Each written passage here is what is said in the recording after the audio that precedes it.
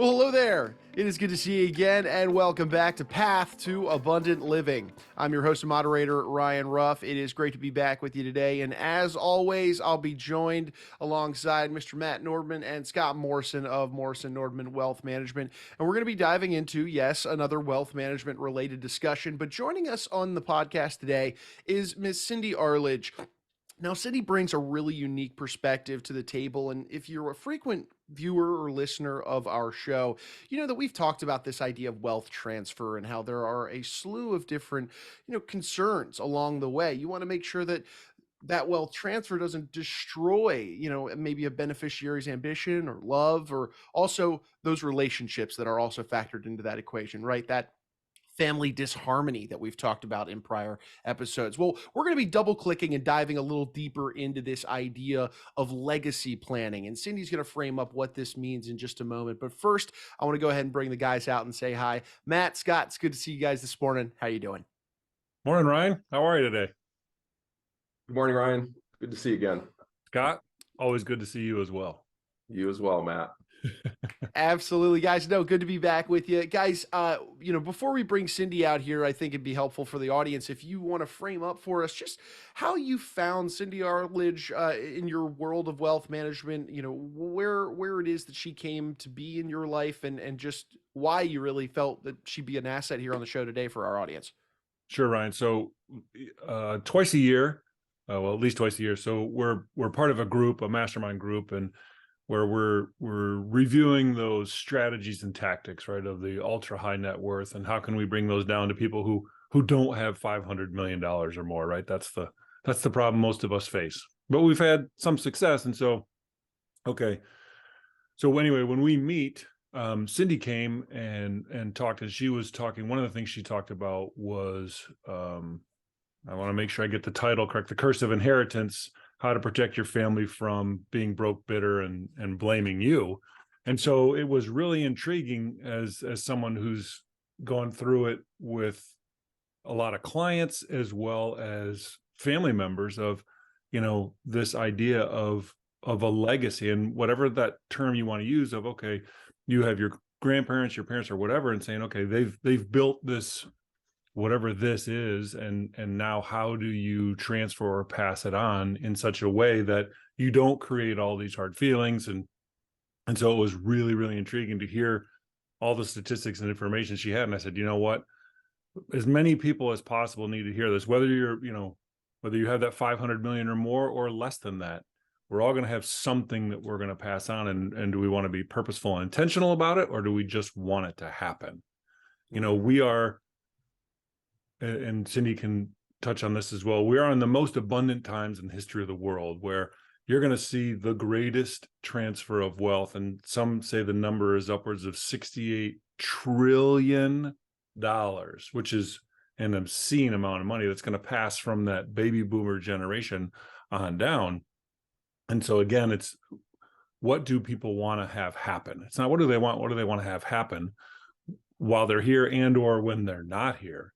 And because it's going to happen to all of us. And so, Warren Buffett has that, I don't know if you've ever heard that quote that he says is, because he's not going to leave all his wealth to his kids. He says, I want to leave my kids enough so that they'll do something, but not so much that they'll do nothing. And so when you're kind of looking at your own situation, it's like, well, what should I do? What can I do? And, I don't know what I don't know. So how do we get started? And so we thought, man, Cindy would be a great asset to so many people. Well, fantastic. No, I appreciate you framing that up. And I want to read a little quick bio here about Cindy just to frame things up from a broader perspective for our audience.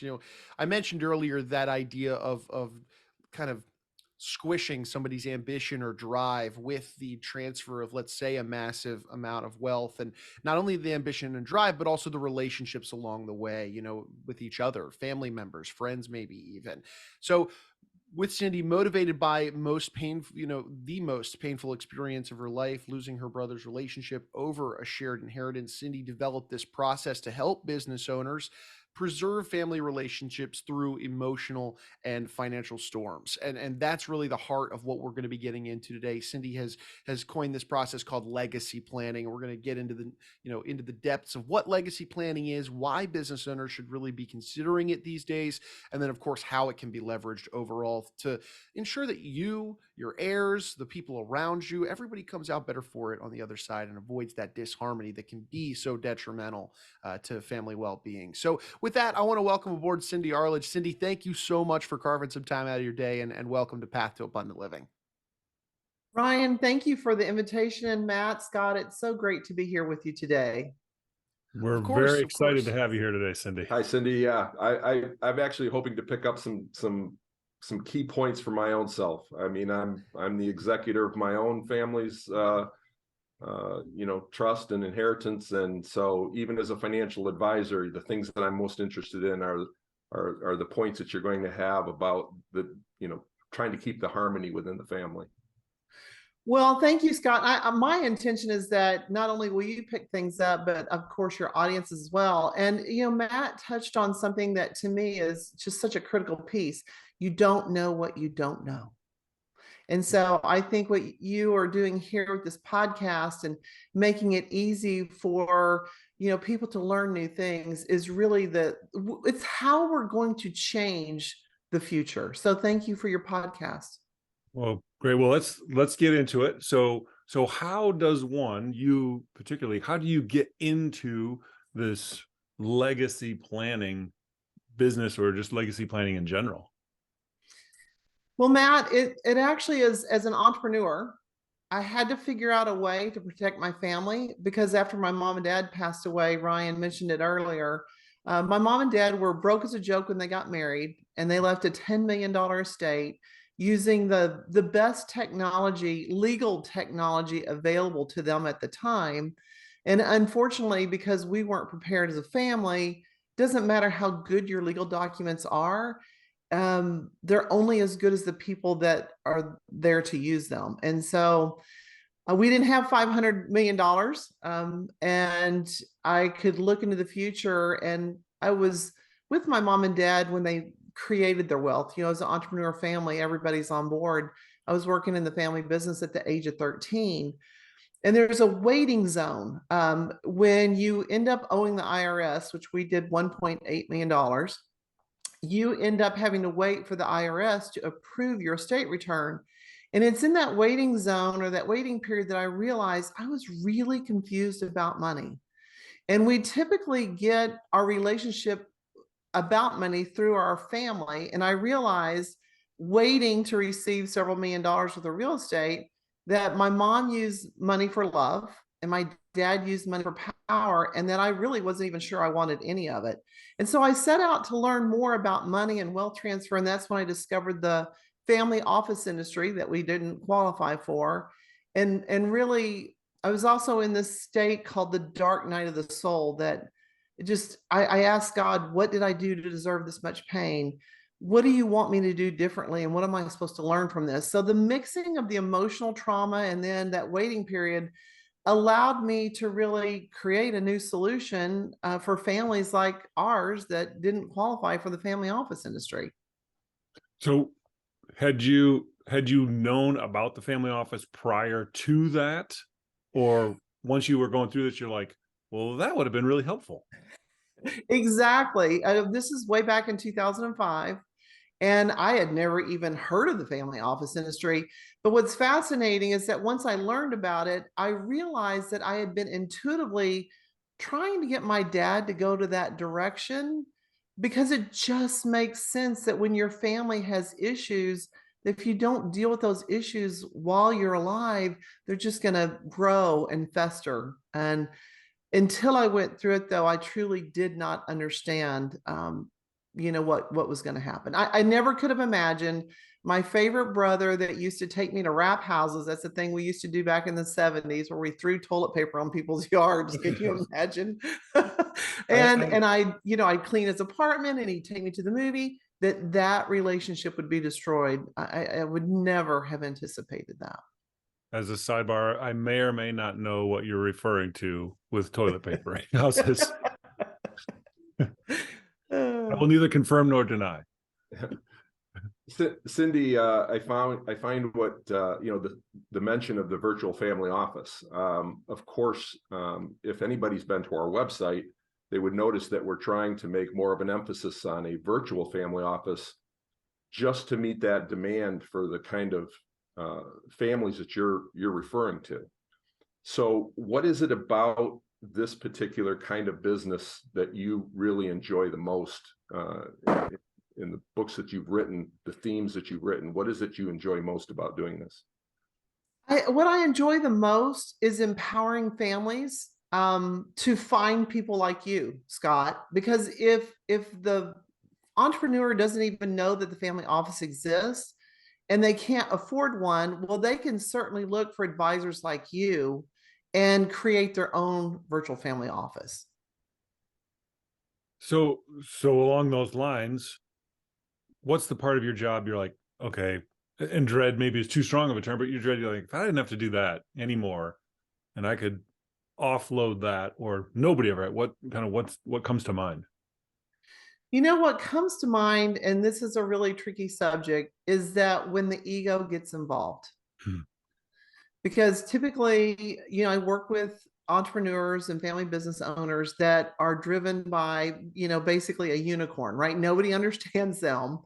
And to get the entrepreneur to be humble enough, because the skills that you need to build wealth are not the skills that you need to transfer wealth successfully. And so to allow that entrepreneur to be more humble and to be more conscious, that is the trickiest part of what I do.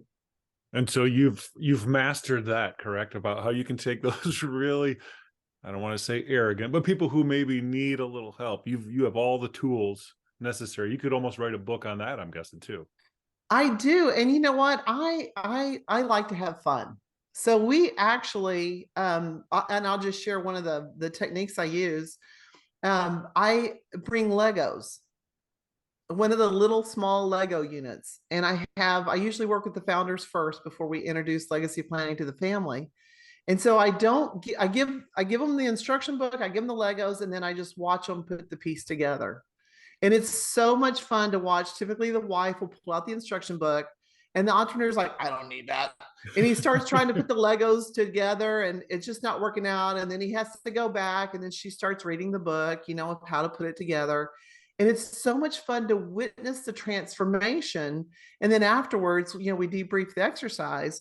And I said, your will is like the instruction book to your estate plan.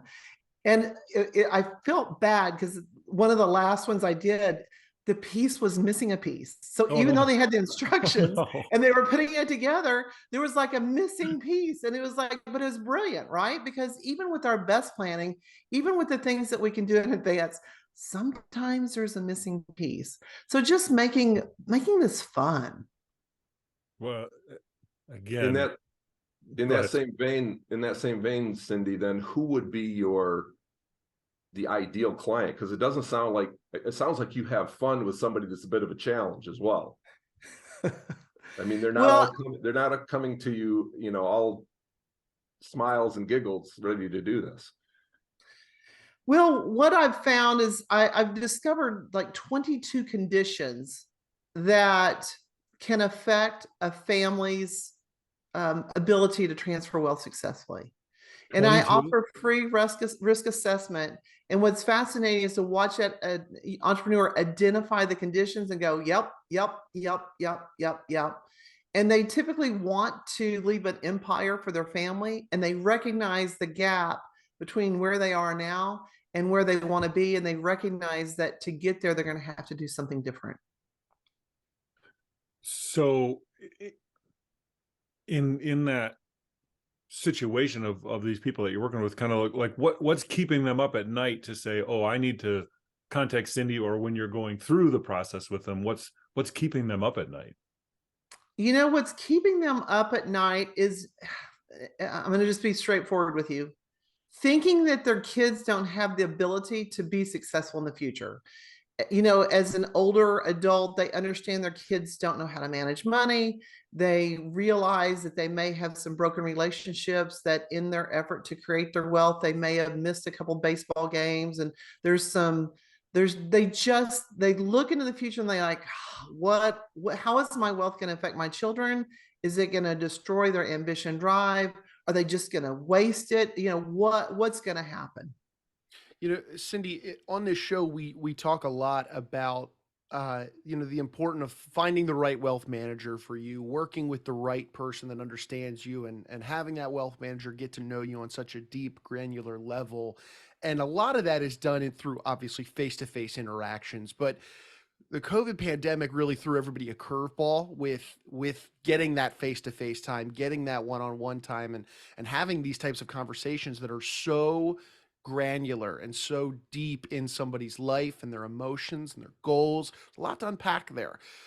When COVID came about for you in this realm where you're having these types of maybe not tough, but granular conversations with folks, how did COVID impact your world and this business as a whole? Did you have to pivot in some ways, shapes, and forms? Did you find things that did work and find things that didn't? What was the impact of COVID on you? Well, actually, for me, I feel like COVID's been a blessing because I had, right before COVID started, I had opened up a business called North Texas Family Enterprise Center. And I had my rooms reserved, and I was going to help 40 families in the North Dallas area. And then COVID happened. And of course, all of that went away. Well, now I'm worldwide, Ryan. I help clients all over the globe. So thanks to Zoom and other, platforms that allow us to really deeply connect with each other. And then also, I think it's my process, because my process is driven by questions. Instead of me trying to tell people what to do, I ask them questions and then, guide them to the answers. So it sounds very familiar to our discovery process that we have here, where we spend a lot of time asking questions and really hold ourselves back from pulling product out of the bag, trying to, just jump right into solutions with investment products and things like that. And it really kind of parallels what you're doing here in terms of the psychology behind the transfer of wealth. Conversations with family members about things that are beyond the wealth and more about their own personal being. How do you enter into those conversations? Do the folks that you meet with expect that? I'm not sure what the folks that meet me expect, because I am who I am wherever I go. And I typically get my clients through referrals and, presentations that I make. And so as far as what their expectations are, I don't think that they can expect what happens, because they've never been exposed to anything like that. And it goes back to how we started this conversation. You don't know what you don't know. And, you asked me what keeps people up at night. The other piece of this is that oftentimes I'm working with entrepreneurs that worked for a really long time and created a lot of wealth, and yet they're still not as happy as they'd like to be. And so my process is starting with the founders, and I get the founders in we lay the foundation before we ever invite the family into a first family meeting. And in that process is where I feel like my clients are more surprised than anything, because it's in that process that I help them identify the things that lead to a significant life for them, and that they can not have regret at the end of their life. And so I think that's their biggest surprise, is that they end up living the life of their dreams that they could never even have dreamed of, thinking that it was about transferring wealth to their children. So along those lines, and maybe this is a little too granular, but in our conversations with clients, and we start talking about this and the transfer, have you experienced where some family members where those founders will be like, if you were to ask them that question, like, who's the potential when going through the process, who's the potential that could be the one who causes the bitterness or the issues in the family? Have you experienced that, where when we ask that question, we've said, yeah, this son, this daughter, this in-law is potentially the issue, and then how do you address that? So you're exactly right. We do what we call a SWOT analysis, where we ask them, what are your, what are the threats? What are the weaknesses? What are the strengths? What are the opportunities? And they all know which one Right? it is. And so, and there are times that not every family member will participate in the process. I mean, there are some family members, some relationships that at the moment are just so broken, you can't even get that person to the table. And so what we do is we start the process without them, and we work with the people that are willing to come into the room. The interesting thing about legacy planning, it's not about making anybody right or wrong. It's just about really getting in touch with what's real, starting with where you are. And then the second piece that I do with families is have them describe where they want to be. And so when we're on a clear path and we know where we want to go, it's about inviting other people to join us instead of forcing them to. One other thing along those lines. So when you have that, have you had resistance from some founders of, well, I don't want my kids to know what the number is?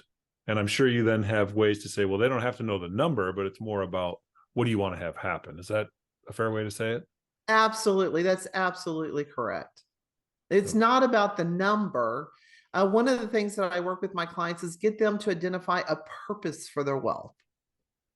And then when we we invite the family, it's not, and when I say a family meeting, it's just like a family wouldn't come to you for financial advice and be one and done. This is a lifelong process, right? Correct. And oftentimes where you think you're going to go, you have to pivot in the middle because things change. And I can give you a perfect example of our family. We recently went through, when my parents passed away, they left the grandkids as part owners of 4 commercial real estate pieces of property.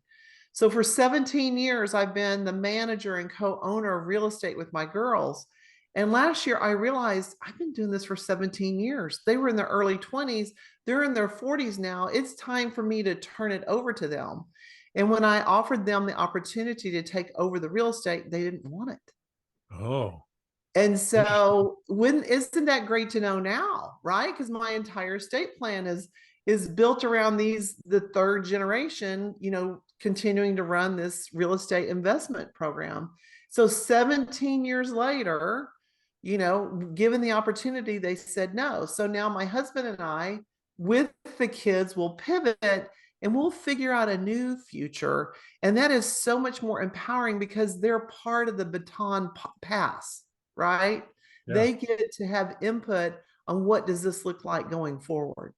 Well, and correct me if I'm wrong, but that's a testament to your parents of, okay, it's continuing. Maybe it's going to look different because it's maybe not going to be that real estate, but now it's going to be something else, but it continues. And it's not, as you've talked about, I know you talked about last fall and in the books and everything, it's like, it's not gone by that next generation where it's wasted or blown or just completely, gone. Well, exactly right. And it's about passing first of all, people need to know how to manage wealth. Like, unfortunately, there's a lot of people that don't even know how to balance their checkbook. I mean, right. It's just, and I have found even with my own kids that they don't want to listen to me.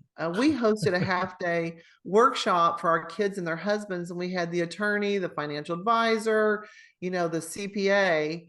And when we finished the day, one of my daughters came up to me. She goes, "Mom, I learned so much." And she was telling me all about what the financial advisor said. And I just was wanting to go, that's the exact same thing I've been telling you your whole life, but I'm so glad that you could hear it from the financial advisor. And so coming in as an advisor to deal with the family harmony, I feel like now we've really given families a chance to succeed.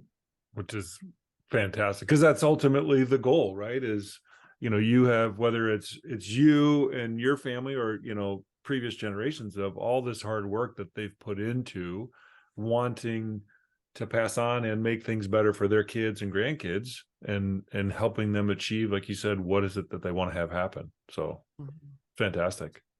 Cindy, you're an author, and your most recent book, let me get this right, author of the Family Emergency Handbook, 3 Steps to Protect Your Health, Wealth, and Loved Ones. That's just recently come out, right? In March 3rd. Yes, sir.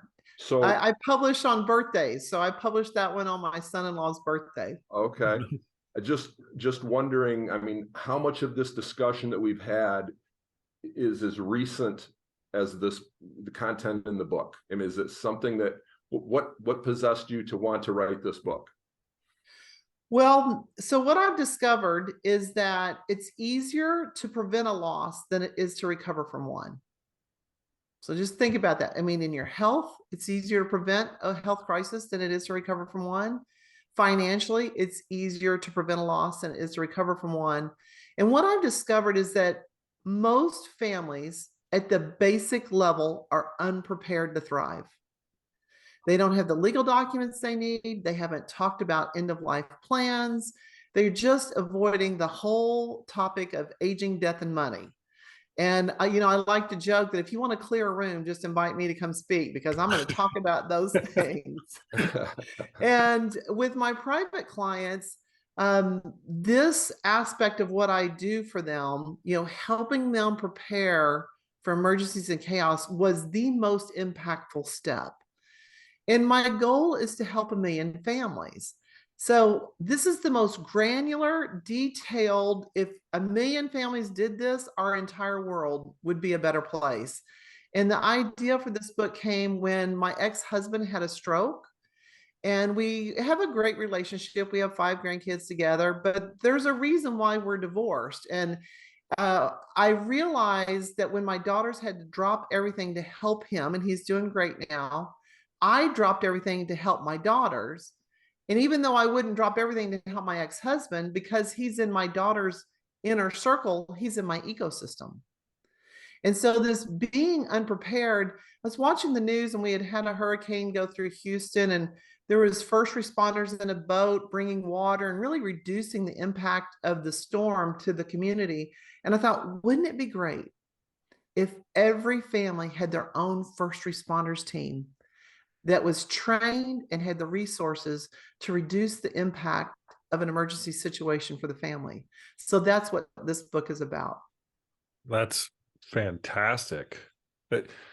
So along with everything that we've talked about, and just if we can go a little bit longer. So how did your parents impact your relationship with money growing up, and then as you're coming from an entrepreneurial family, like how did that impact you then, as well as continuing to this day? Well, my father hired me when I was 13 years old. Wait, I have a question. When you say hired you, was that you're hired and you were looking for a job, or it's, hey, you're hired? Well, and here's the funny thing about it. He didn't tell me till he was dying of lung cancer that he had planned it. I had always wanted a horse. And he knew that the tax laws were that he couldn't pay me a salary legally until I was 13. So he waited till I was 13 years old and said, hey, I'll buy you that horse now, but you got to earn enough money to pay for it. He knew that I was so motivated by having a horse. I loved working. So I became the junior bookkeeper and president of his trucking company. We had 3 portable transport trucks, and we were wholesaling cars across the nation. I was thrilled to go to work because then I got to go ride my horse. And so he used my massive passion for horses to hire me, and he waited till he could write it off with the income. So back to the parents, he told me at the end of his life that he'd been training me my whole life. And I thought, why not be more upfront with that, right? Let's be upfront, and let's really put our next generations into a really good training program, but we'll have someone else run it, like advisors, and we'll get outside advisors to do that.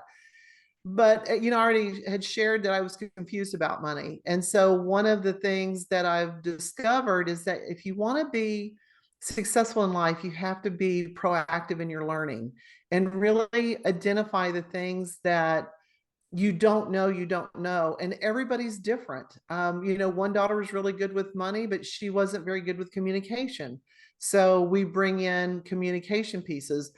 you with this legacy planning, we're able to identify from the founder's point of view and even from the next generation, what is it that you want to learn, and bring in experts to really improve the human capital, right? What people know at the family level. And then when you build that as a systematic system, that's how you build that generational wealth and family harmony. That's great. And so what I'm guessing part of it is what it sounded like your dad helped you find your why. It's like, oh, you want this horse? Hey, here's a great way for you to get this horse. So we work with a gentleman named Chris Johnson from On Target Living, health, fitness, performance. And one of the things he says is your why has to be bigger than your butt.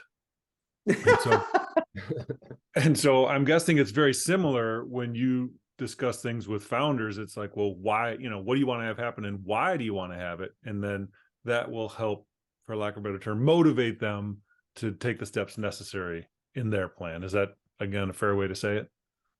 Yeah, absolutely. And what I've typically found is that when you ask somebody, why, you have to go like 5 deep.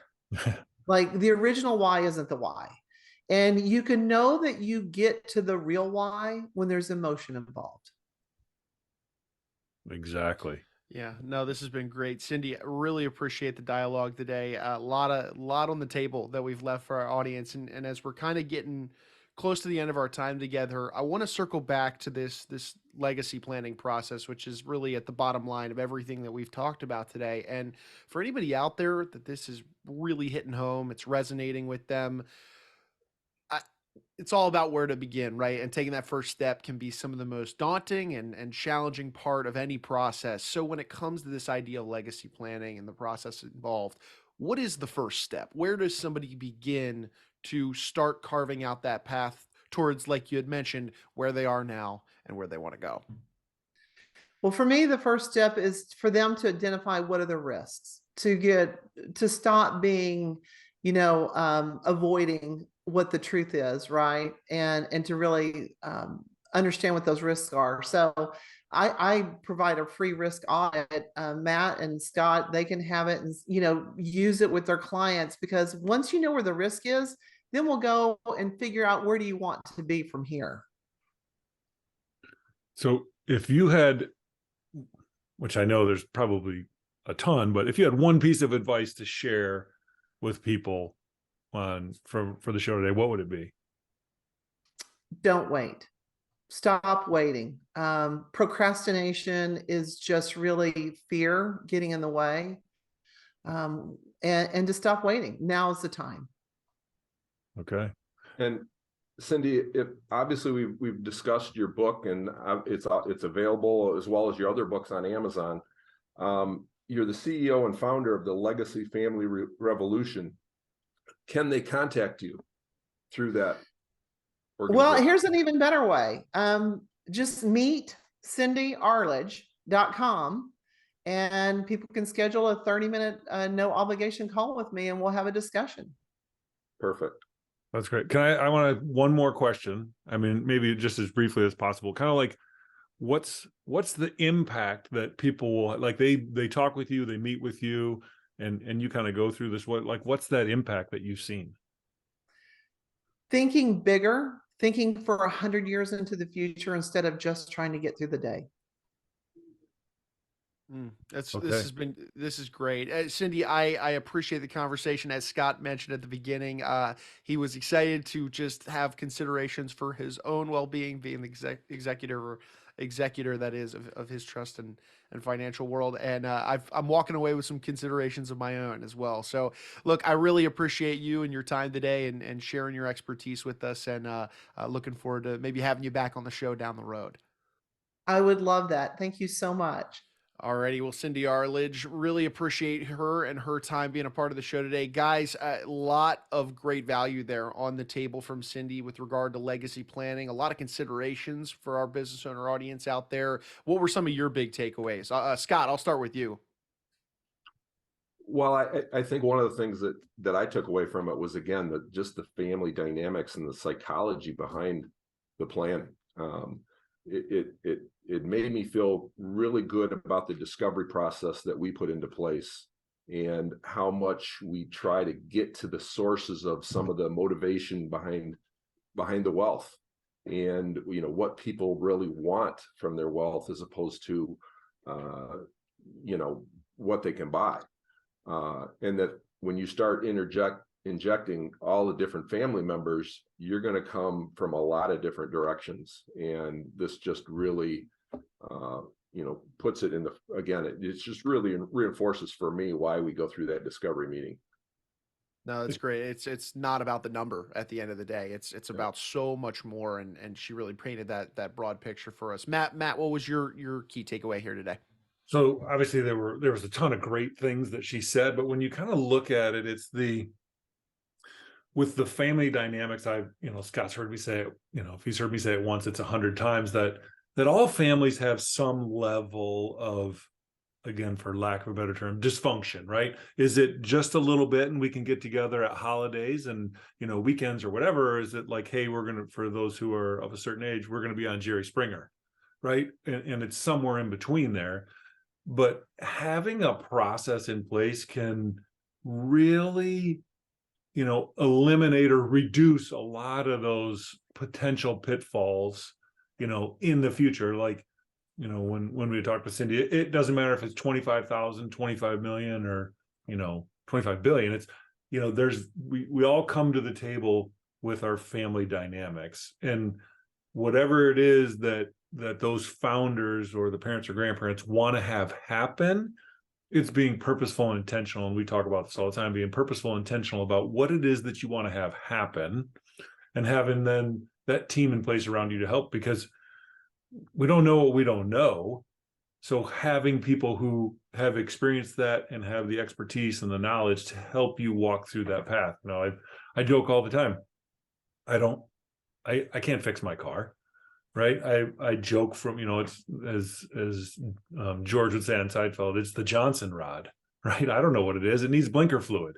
So it's kind of like, okay, well, how do you then go to that expert or have someone help you through that process? And Cindy is someone who can help, or the existing team that you have, make sure you have that team around you that can then help you navigate what it is that you want to have happen.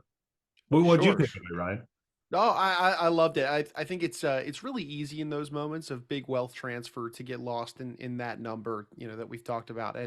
And while, yes, maybe you can now go buy the shiny new object that you were excited about, that feeling is fleeting. And at the end of the day, the wealth that's accommodating that, this family, your maybe your significant other, your brothers and sisters that were involved in this process, it all comes back to the family values. And I know we talk a lot about values on this show with regard to your discovery process, or just frankly any conversation, because values really lies at the core of how everybody spends their money.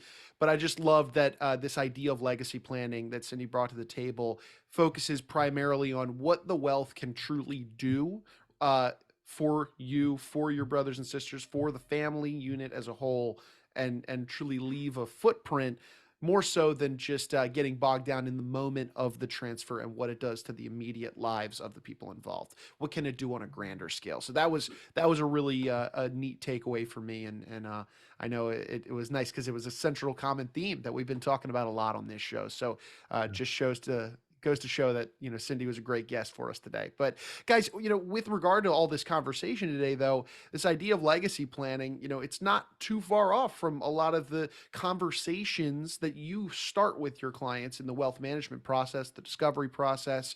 For anybody out there in the audience today, maybe it's via you they'd like to talk to Cindy, or maybe they'd just like to sit down and talk with you guys to open up a number of dialogues on any wealth management topic. What's the best way they can get in touch with you? Traditional way, pick up the phone, 517-333-7967, or go to our website, morrisonnordman.com, and click on the link to set up a get to know you call, and we can start that process. Like Cindy said, take that first step, and don't wait, because we don't know what we don't know what today's going to bring, let alone tomorrow. And we all know that, okay, what do we want to have happen? And it's not, if you keep doing what you've always done, you always get what you always got. So if you want something different, take that first step. Yeah, I love I would that. I would add only that if you visit the website in the spirit of what this episode was about, Cindy referenced the virtual family or the family office. Take a peek at our virtual family office segment on the website to get a better idea of what we're all referring to. Perfect. Perfect. Well, thank you, gentlemen. I appreciate you. Looking forward to being back on the next one. And I know we may have another great guest with us at that time. So thanks again. And I'll see you soon. Thanks, Ryan. Have a great day. Thanks, Ryan. Alrighty, folks. And hey, look, we want to take one final moment and say thank you to those of you joining us here on the show today. If you did take away anything, a shred of value from today's conversation, I know there was a lot left on the table from Cindy and the guys. Go ahead and subscribe then to this show on whichever platform you checked us out on today. That way you never miss out on a future episode where we dive into these wealth management related topics and truly put you on that path to an abundant living, with providing strategies, solutions, real value at the end of the day through our conversations. For Scott, for Matt, and of course Cindy, I want to say thank you once more. I'm Ryan. We're going to say so long, and we appreciate you stopping by and being with us on Path to Abundant Living.